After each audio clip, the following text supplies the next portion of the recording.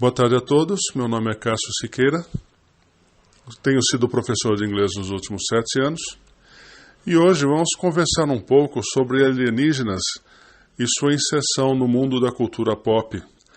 Para tanto, eu acabei dividindo essa palestra em algumas sessões. Vou começar um pouco com o rigor da ciência aplicado numa classificação de como poderiam ser, eventualmente, civilizações alienígenas que, por um acaso, algum dia venham a ser descobertas. Em seguida, vou tratar um pouco dos ETs, segundo os estudos da ufologia. E depois o corpo da palestra é sobre alienígenas e sua inserção no mundo da cultura pop. Notem, por favor, que o áudio desses 2 slides ele foi recuperado. A partir de agora, vocês vão notar uma diferença no som. Então, vocês poderão ouvir o zumbido dos ventiladores e os ruídos da plateia. Mas, a partir de agora, segue o áudio original da palestra. Muito obrigado, espero que apreciem. Então, esse fulano, o tal de Kardashev, é um sujeito muito esperto. Em 1964, ele propôs, de forma séria, como que devemos classificar as diferentes civilizações. E ele propôs que o consumo de energia e a forma como a civilização coleta essa energia, essa é uma forma de avaliar mais ou menos qual é o nível de desenvolvimento e evolução de uma determinada civilização. Então ele dá como exemplo, assim, até o nível 1. O nível 1, uma civilização do tipo 1, é uma civilização que consegue coletar toda a energia do planeta. Então percebam que como nós ainda queimamos combustível fóssil, carvão e poluímos o ambiente, nós não estamos ainda no nível 1. Quem está mais próximo no nível 1, eu acho que é a Islândia, né, que faz coleta de energia geotérmica e consegue gerar hidrogênio a partir disso. Então eles seriam nível 1, a Islândia é separado. Mas a Terra, na média, ela não atingiu o nível 1 ainda. Ela seria mais ou menos o nível 0,7. E o artigo de onde eu tirei isso, a Wikipedia, ou Wikipédia, como vocês quiserem, ele dá 3 exemplos de civilizações da ficção científica que ficam no nível 1, que seria Gaia, aqui uma criação de Isaac Asimov, Trantor também de Isaac Asimov, e Coruscant do já conhecido universo de Guerra nas Estrelas. Esses seriam exemplos de civilização do tipo 1. Na escala de Kardashev tipo 2, nós chegamos aí sim no universo Tracker, seriam a Federação dos Planetas Unidos, mas nem todas as civilizações deste universo pertencem ao nível 2. Nós temos civilizações, novamente, mais avançadas e mais atrasadas. Do tipo 3, nós já temos ainda no universo criado por George Lucas, nós temos aí então a República e o Império Galáctico. Temos aqui um exemplo da literatura, esse livro os livros de Ian M. Banks. Ele tem uma civilização conhecida como A Cultura, seria o nível 3, e os Borgs da Jornada nas Estrelas do nível 3. Desculpa, eu interrompi a explicação dos diferentes tipos. Deixa eu retomar de novo. Nível 1 tira energia do planeta. Podem me interromper, às vezes eu cometo esses erros, viu gente? Sintam-se à vontade. O nível 2, essas civilizações elas tiram toda a energia utilizada a partir da estrela hospedeira, no nosso caso o Sol. As civilizações do tipo 3, elas têm o potencial de usar toda a energia de grupos estelares ou de galáxias inteiras. Então, jornadas já aparecem. Eu não sei se eu concordo muito com a afirmação de que os Borgs eles têm esse nível de tecnologia. Eu classificaria os Borg mais assim, alguma coisa avançada na civilização do tipo 2. Tira da estrela, que vai assim de 2,1 até 2,9, vai alguma coisa aí no meio, mas mais para frente, porque seguramente eles seriam mais avançados do que os humanos. Mas eu não sei se eu concordo se eles seriam do tipo 3. Então, e essa escala, ela recebeu uma atualização com por conta de novos conceitos, como por exemplo o conceito do multiverso. Então ela acabou sendo uma escala que vai de 0 até 6, onde 6 seriam civilizações que vivem não apenas presenças em um único universo, elas se manifestam em vários universos e no espaço que existe, ou nessa coisa que existiria entre os universos. Gente bem avançada, então.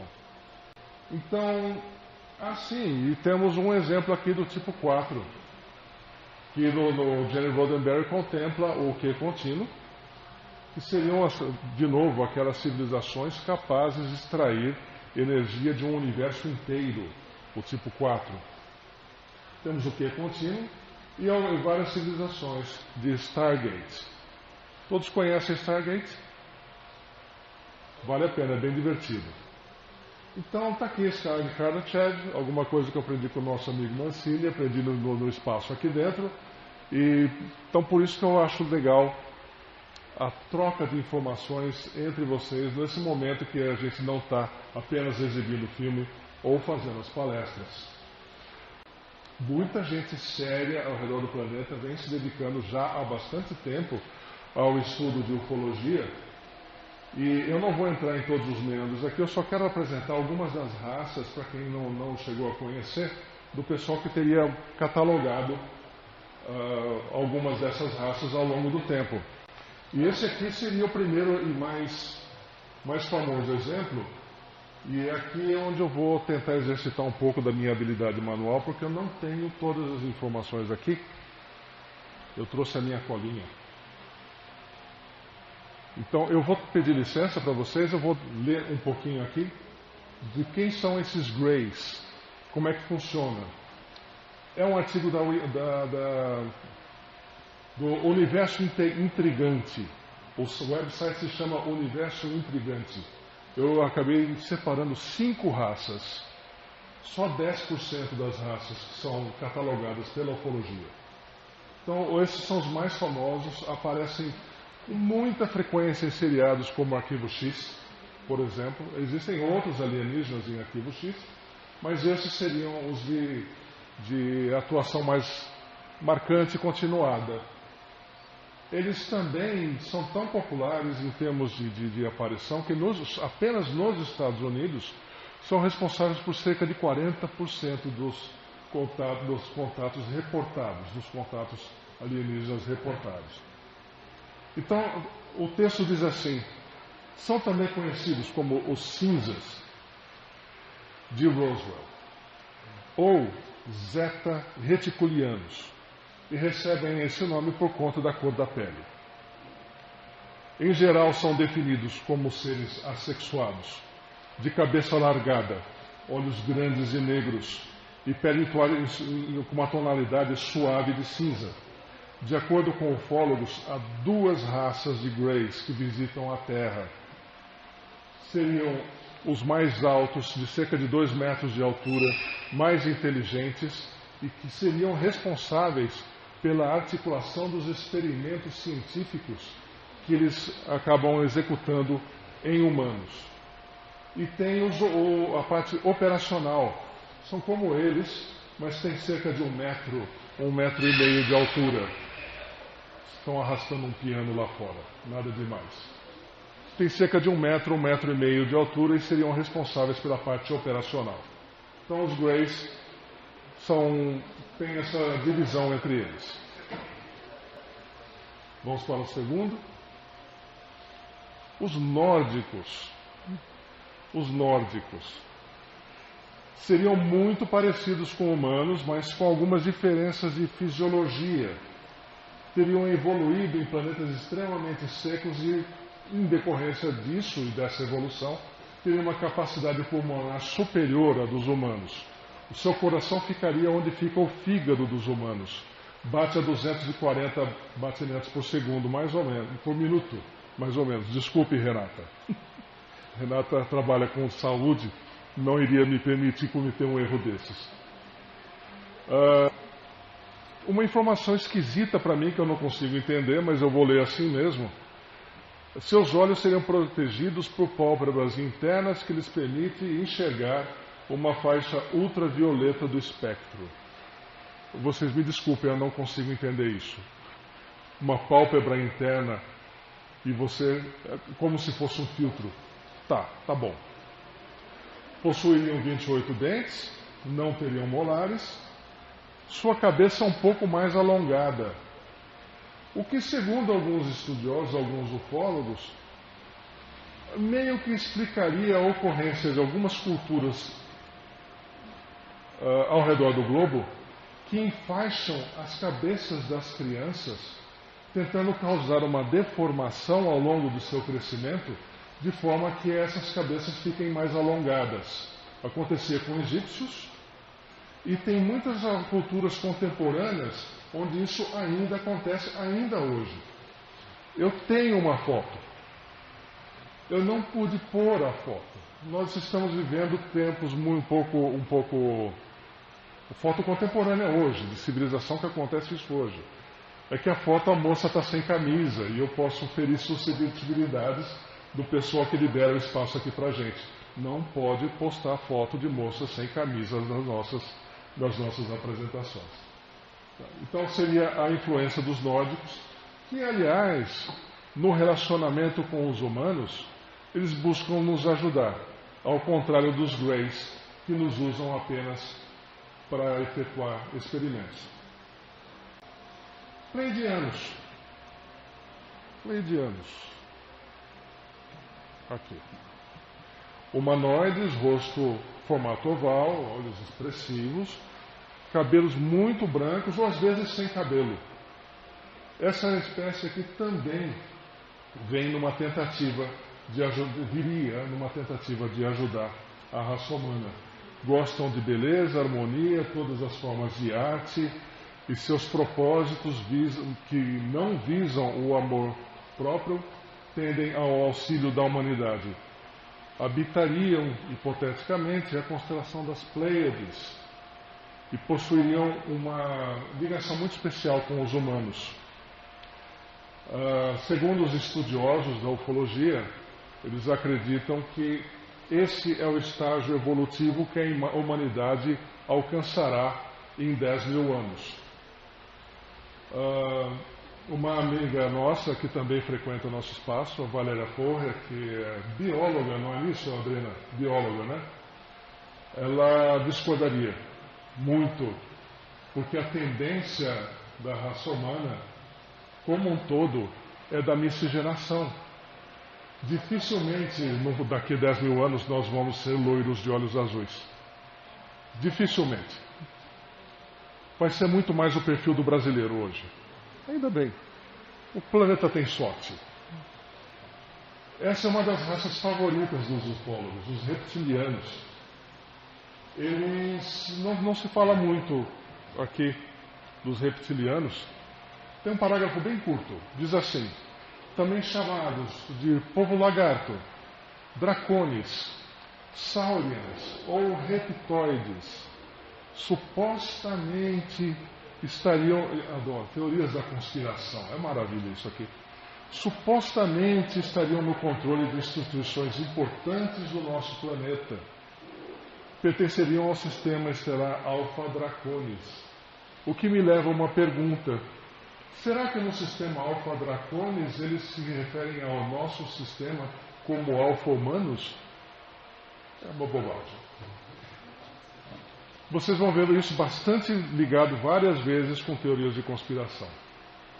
Eu acabei...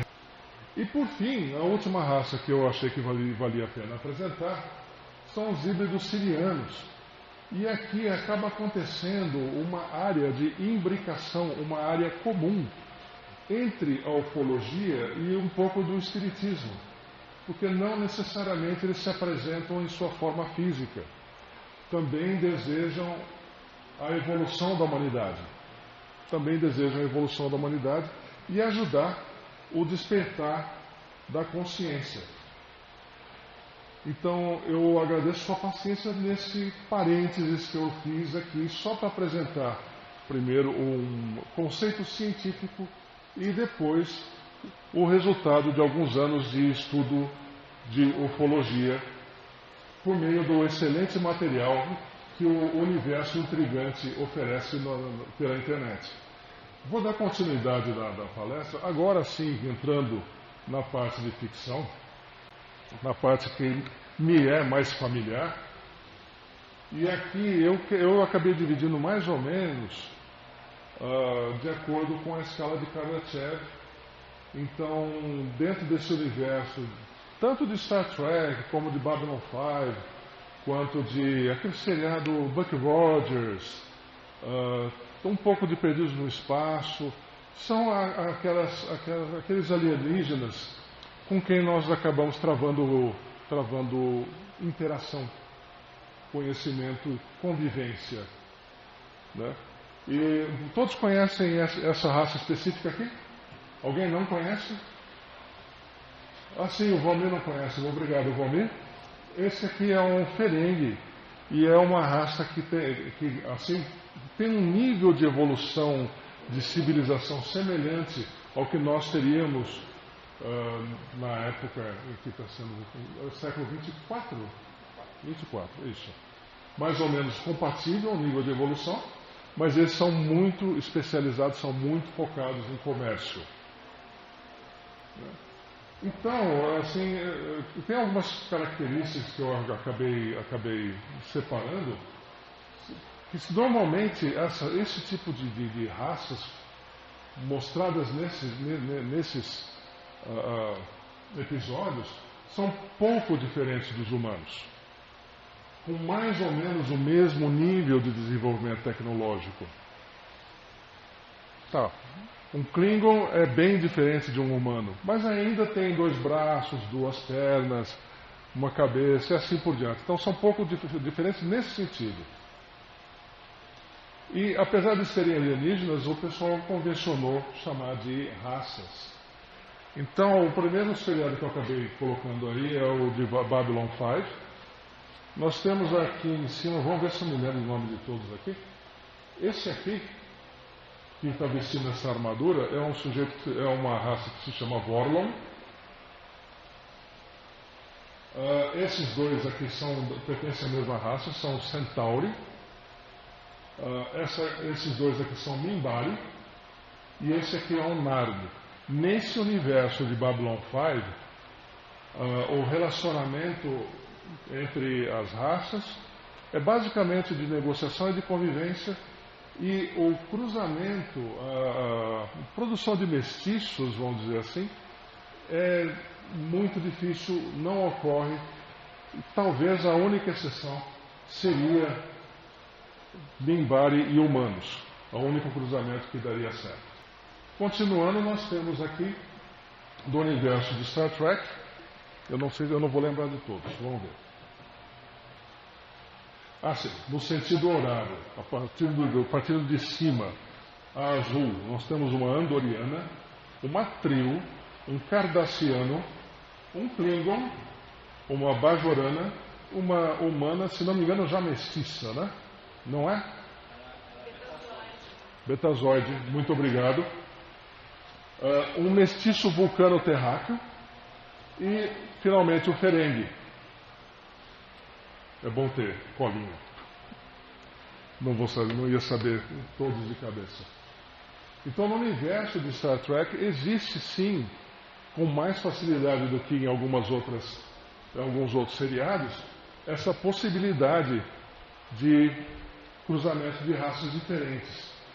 Notem que os autores de ficção científica muitas vezes usam esse recurso para fazer críticas, às vezes nem tão veladas assim, com relação a problemas que lhes são contemporâneos. Star Trek foi criada dentro de um contexto da década de 60, no qual havia uma imensa divisão racial. Notem que o primeiro beijo verdadeiramente interracial foi feito dentro de Star Trek, entre o Capitão Kirk e o Uhura. 2 humanos de cores diferentes se beijando. Olha só que horror. Foi um choque para a época. Então, muitas vezes, essas questões acabam sendo postas pelos autores de ficção científica de forma velada, porque é um universo onde ele faz as regras. Ele pode colocar a crítica de forma maquiada, como, por exemplo, a discussão do mestiço, que acaba sendo um sujeito, e isso é mostrado no seriado, que ele acaba sendo rejeitado tanto por uma raça quanto pela outra. Então é uma crítica à ideia, ao conceito de pureza racial. E isso não é uma coisa que as pessoas acabam colocando de forma muito clara e de forma proposital, porque se fosse de forma clara, o pessoal da época iria proibir. Não iria ao ar, como foi o caso do beijo entre Shatner e Uhura. Continuando. Pode acontecer, entretanto, de alguns seres, na ficção isso acontece, de alguns seres que têm mais ou menos o mesmo nível de desenvolvimento tecnológico, mas que eles não têm interesse de conversar com os seres humanos, de que haja uma comunicação. Aliás, ponto e vírgula, eles têm uma mensagem muito clara. Para nós, para eles, nós somos comida.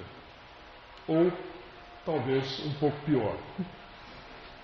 Então, dentro desse contexto, esse casamento entre essas duas raças pode não nos parecer assim tão benigno. Esse exemplo aqui, alguém ouviu falar do obscuro clássico estrelado por Steve McQueen, A Bolha Assassina? Isso aí é uma célula que digere seres humanos. Ela não quer conversar, ela não quer dialogar. Para esse ser, a raça humana é comida. Não tem negociação. E isso acaba sendo assim, acabou gerando um estilo de ficção que é aquele estilo de ficção que beira o terror, beira filme de ação, é o estilo nojentinho, gosmento de ficção científica. Então esse teria sido um dos clássicos. Esse aqui não é do original do Steve McQueen, esse é a refilmagem de 82, eu acho. Acho que é 1982. Seguindo essa linha, quem assistiu esse filme aqui? Temos 4, 5... Oi, Elizabeth. Temos 6 pessoas que assistiram. Um clássico. Dizem que John Carpenter, o cineasta que fez, ele se dá muito bem quando o filme tem um orçamento menor. É possível, porque esse filme ficou muito bom mesmo. E em respeito aos papais e mamães aqui presentes, eu não coloquei muitas fotos. Eu achei essa aqui que é mais ou menos publicável, porque o resto são todos efeitos especiais pré-computação gráfica, razoavelmente bem feitos e absurdamente gosmentos. Então peguei isso aqui, que não sei se dá para ver, que é uma cabeça virada de cabeça para baixo, que também acabou ganhando umas perninhas de aranha aí no contexto. O filme tende para o terror e é assim um dos marcos da carreira casca-grossa do Kurt Russell enquanto ator principal. Continuando, Life Force. Alguém viu isso aqui? Está reduzindo o número, olha lá. Está reduzindo o número. Isso aqui entra ainda dentro do contexto de alienígenas com distúrbios alimentares. São 3 vampiros espaciais, gente, mas esses vampiros espaciais não brilham no escuro, tá? Eles absorveriam força vital das raças com as quais eles se relacionam.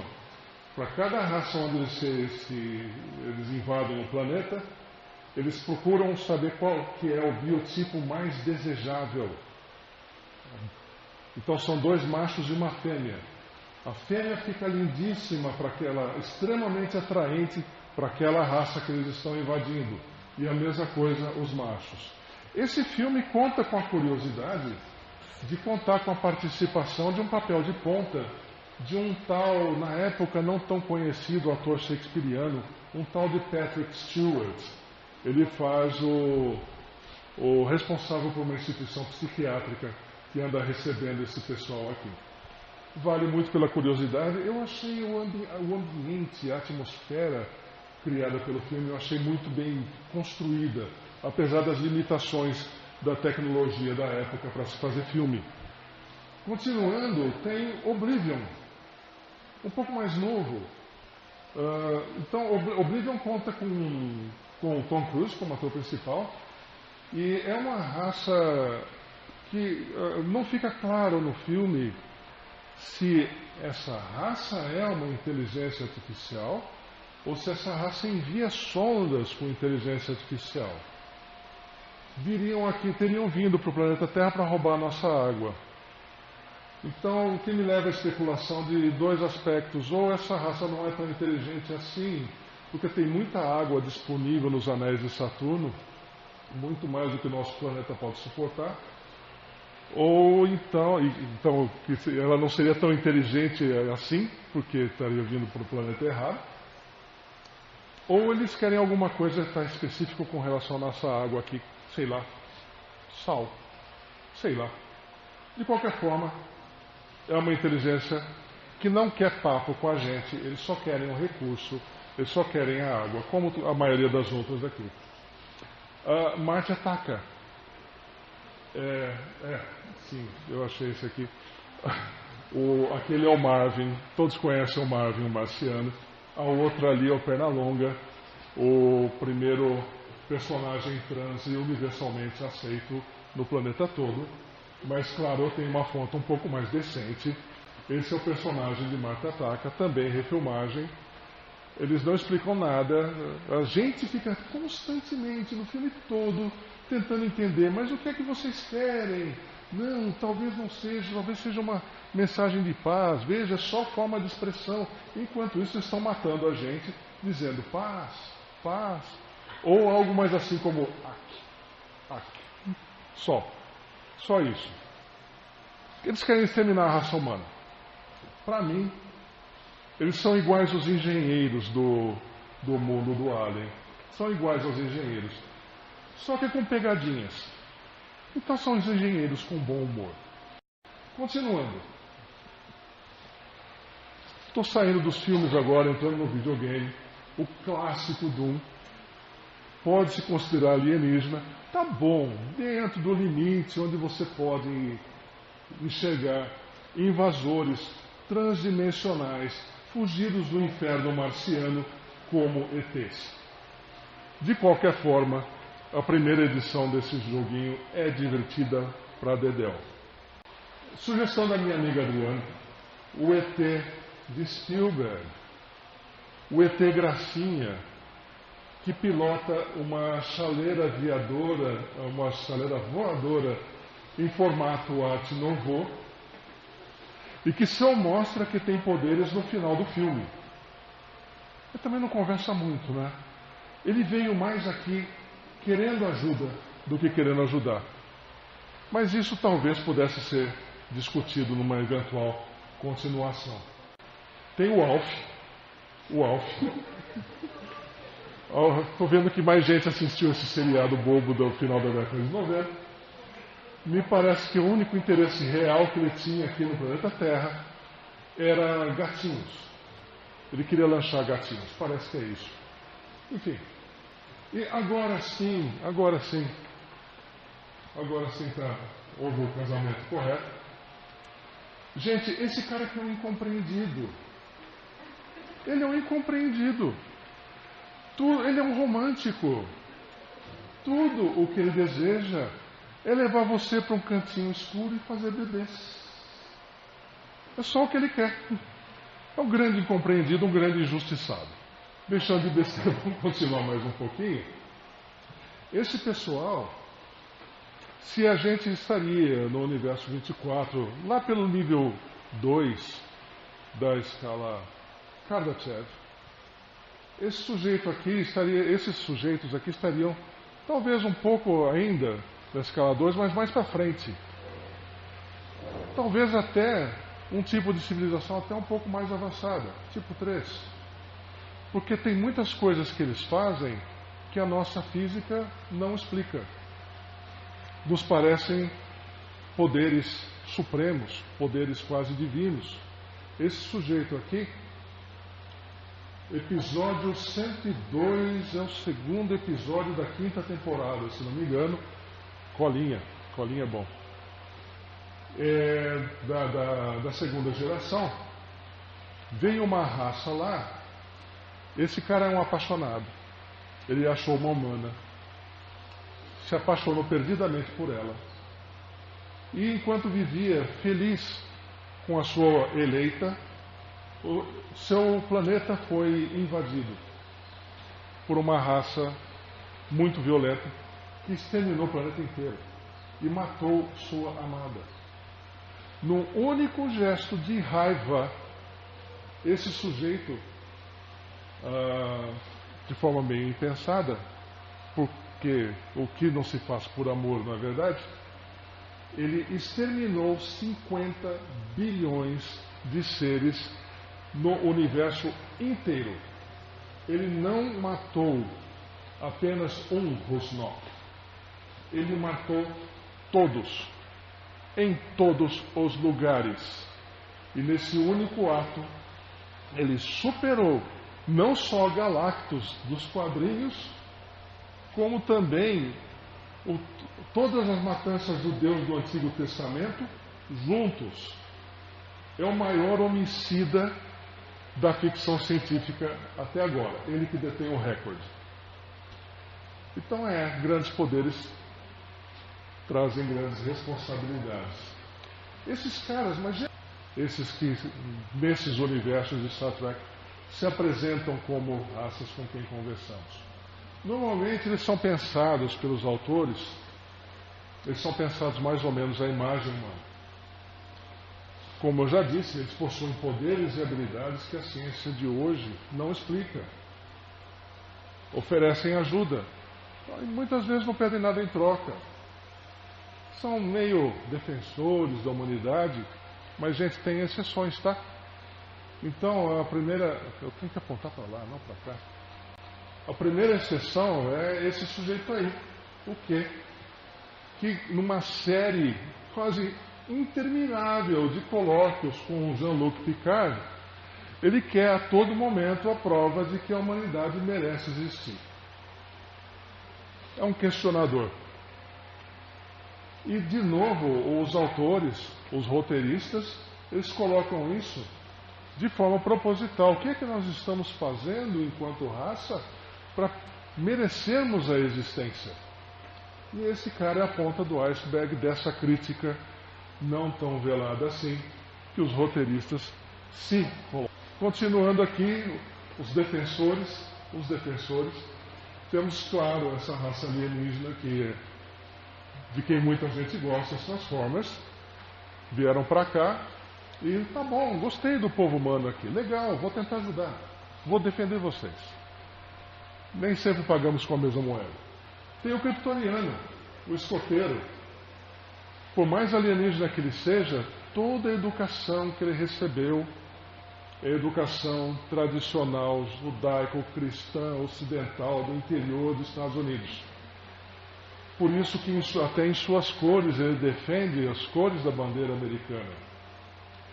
Para quem tiver curiosidade, eu acho que no YouTube tem um desenho animado, um filme de animação onde ele não cai nos Estados Unidos, ele cai na União Soviética. Divertido, diferente. E esse pessoal aqui não são assim, defensores da humanidade, e a rigor, o único que teria algum nível de poder extra-humano seria só o Luke ali. Mas eu quero colocar, em que pese o comentário da Adriana, de que, mas são iguaizinhos, assim, vizinhos, né? Não são alienígenas, eles são vizinhos, mas são de uma galáxia muito, muito distante. A história aconteceu há muito, muito tempo. Então, a rigor, eu sei lá onde é que fica o fígado desses caras, né? De repente, do lado de fora, eles são parecidos, mas por dentro são completamente diferentes. Alienígenas. E por fim, sim, eu estou quase terminando, gente. Mais 2 sessões só, eu acho. Por fim, tem aqueles alienígenas aqueles que não queriam conversa até agora, eles só não queriam conversa porque não interessa, porque nós somos comida. Ou coisa parecida. O nível de conversa com aqueles que eu já abordei, com a raça humana, é mais ou menos o nível de conversa que nós temos com o meu hambúrguer. Esses aqui não. Esses aqui têm algum propósito. Eles têm interesse em que haja uma comunicação. Mas a distância é tão grande que isso fica muito difícil. O episódio aqui é o 50, episódio 54, eu acho, da 2ª temporada, Darmok. No caso, são 2 civilizações de tipo 2, mas com uma base, uma raiz de comunicação tão diferente que o diálogo aqui nos é absolutamente incompreensível. Mais um episódio que vale a pena conferir. É bem legal. Comecei com o Lilo, que teria 46 cromossomos, me parece, no filme. Quinto Elemento. Quem não viu o Quinto Elemento? Todos viram. Não viram? Fica a sugestão de assistir Quinto Elemento. E que pese o fato dela ser uma alienígena, de ter 46 cromossomos, se não me engano, me desculpem o erro. Sim, você quer perguntar alguma coisa? Não? Tudo bem. Em que pese o fato dessa ter os 46 cromossomos ser muito diferente, dificilmente se consegue conversar, ela, no fim das contas, acaba sendo uma boa desculpa para um excelente filme de ação, um figurino primoroso, uma produção fantástica, um filme de ação que vale a pena conferir. Ponto de partida. Mas, enfim, falando ponto de partida, está aí o outro filme, A Chegada. E nesse, a comunicação demora muito para começar a acontecer, porque é mais ou menos aquele nível de comunicação que eu teria, por exemplo, com o meu gato. Eu não sei se ele está me entendendo. Pode ser que ele entenda algumas coisas do tipo, o seu jantar está ali, né? Papai chegou, né? É o tipo de comunicação que eu tenho com o meu gato. Mas se eu falar com ele algo do tipo, bicho, esse boleto aqui atrasou, não sei se o pessoal do banco vai conseguir me atender. Ele não vai entender. Eu acho que esse nível dá uma ideia, dá uma noção da dificuldade que esses caras têm para conversar com a gente. Eles nos dão um presente no final do filme, que retrata bem esse distanciamento que pode existir. Aqui sim, provavelmente eles estão mais avançados na escala Kardashev do que os humanos. A mesma coisa acontece aqui. O monolito negro, nós já conversamos sobre isso em outros painéis aqui na base, em outros eventos. Para quem assistiu 2001, Uma Odisseia no Espaço, o monolito negro ele é uma representação tridimensional de uma raça mais avançada que não necessariamente está em nosso universo. E essa raça tem um objetivo de deixar um legado. Tudo aquilo que eles conquistaram, toda a ciência, todo o conhecimento, eles querem que esse conhecimento continue existindo. Eles pesquisam em sistemas planetários, galáxias, universos diferentes, raças com o potencial de receber e perpetuar esse legado. E 2001 conta um pouco dessa história, de como é traumático, de como é difícil esse processo de pegar alguém pela mão e ensinar e trazer para um nível cultural, um nível comportamental mais elevado, que é a proposta desse filme. É de ajuda. O alienígena aqui quer ajudar a nos... Netflix, esse aqui eu não vou ficar surpreso. Eu sei que a Lisandra já conhece, nós conversamos um pouquinho sobre esse aqui. Tem um livro que eu não sabia e tem um filme que se chama Aniquilação, está disponível na Netflix. E aqui, deixa eu fazer uma analogia. Suponha que você esteja em férias, passando uns dias na casa de primos. Você acorda de madrugada para ir assaltar a geladeira, mas você se esquece de onde você está. No caminho você pisa no rabo do gato, acha o criado mudo com sua canela, dá com a cara na porta do guarda-roupa. Você não sabe direito onde é que você está.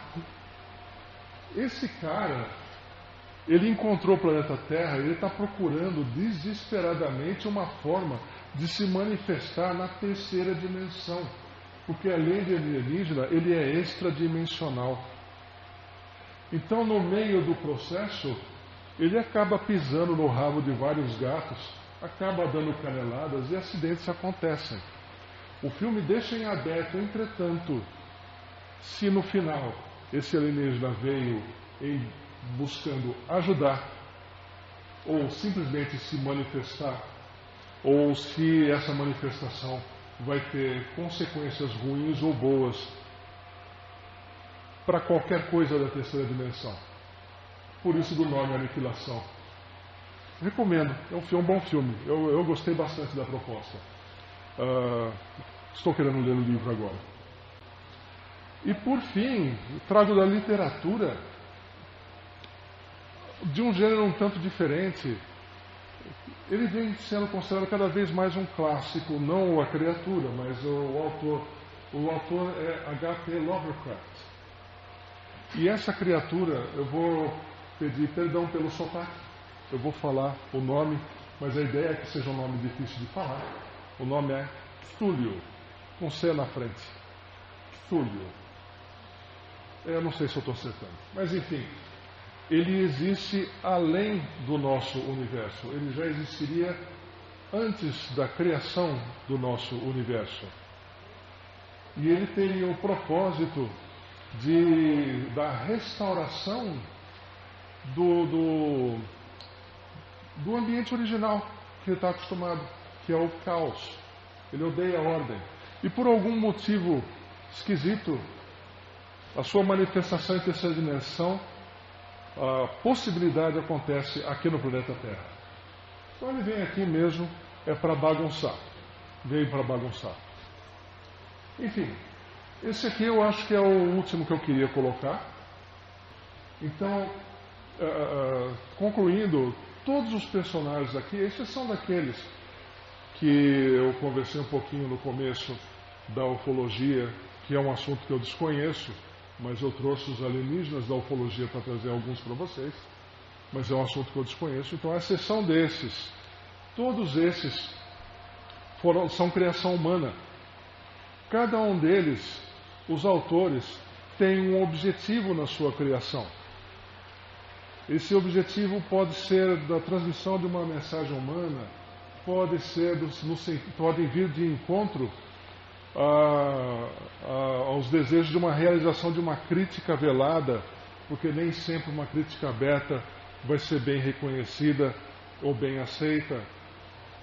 Pode vir no sentido de mostrar os valores que devam ser defendidos, como no caso do escoteiro kryptoniano, né, que defende os valores que a sociedade, do contexto no qual ele foi criado, defendia naquela época, década de 40, 50, 60, família tradicional judaico-cristã do interior dos Estados Unidos, seguidores da Bíblia.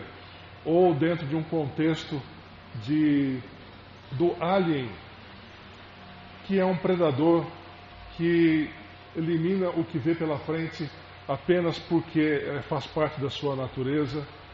Então, dentro desse contexto, eu deixo uma pergunta para vocês, é uma pergunta retórica, não desejo resposta, no sentido de para onde será que a raça humana, afinal de contas, está se dirigindo?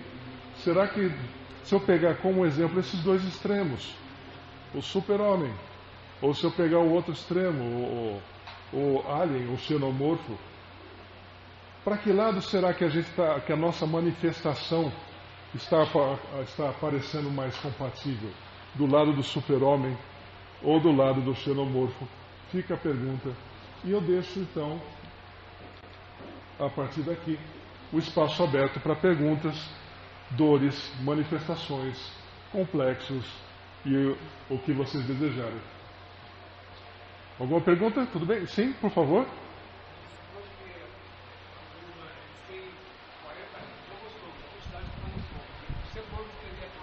Ah, sim. A pergunta é... Eu tenho um personagem que eu citei aqui, que é a Lilu, do Quinto Elemento. Ela teria 46 cromossomos. Ele está me perguntando, os humanos teriam quanto? A Valéria poderia responder. Eu vou falar de cabeça, 23. Metade disso. Eu vou falar de cabeça. Mas a Valéria seria mais apropriada para responder. Então, mais cromossomos não significa necessariamente mais adequado ou melhor. Significa... Oi? Ah, muito obrigado, Valéria. Ah, Valéria, tudo bom? Obrigado. Valéria, tá aí. 23 pares de cromossomos. É isso, são 23 pares de cromossomos. Não, é isso. Tá bom? Muito obrigado. Eu ia falar um outro comentário, mas esse depois eu faço entre nós depois. Mais alguma coisa, gente? Tudo bem? Então...